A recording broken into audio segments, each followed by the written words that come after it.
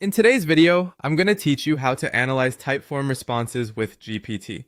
We'll start inside Typeform. First, log in and open the form that contains the responses you want to review. Once you're inside that form, head to the Results section, then open the Responses tab so you can view the individual submissions. This is helpful because it lets you confirm you're working with the right dataset before exporting anything. Next, export your responses by clicking the export or download icon.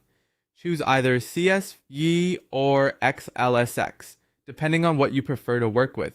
You can export all responses, or if you've already filtered the data, you can export only the selected responses.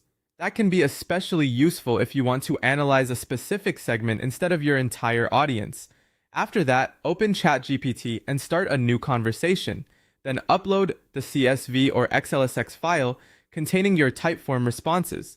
Before uploading, make sure the file does not include sensitive personal information that isn't necessary for the analysis. Keeping your dataset clean and privacy conscious will make the process safer and easier to manage. Once the file is uploaded, tell GPT exactly what you want to analyze. Be as clear as possible. For example, you can ask it to analyze the responses and identify the most common themes, customer pain points, positive feedback, and areas for improvement. Clear instructions usually lead to more useful and better structured output. You can also ask for quantitative insights. This means having GPT calculate or summarize things like the most common answers, response percentages, average ratings, the most popular choices, or differences between respondent groups. This is a great way to quickly turn raw response data into something easier to interpret. If your typeform includes written feedback, ask GPT to analyze the open-ended responses by grouping them into themes.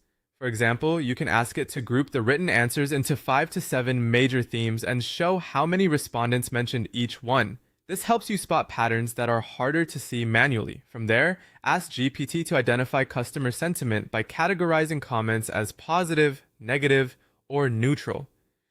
You can also ask it to highlight recurring complaints or repeated praise, which is especially useful when you want a quick read on customer perception. Next, ask GPT for recommendations based on the responses, such as the top 5 actions you should take to improve your product or service. Then have it create a summary report that includes an executive summary, key findings, customer pain points, trends, recommendations, and next steps. Finally, verify the results. Ask GPT to show the data or response counts behind important conclusions and compare those findings with the original Typeform export before making business decisions. That final review step helps ensure your analysis is both useful and reliable.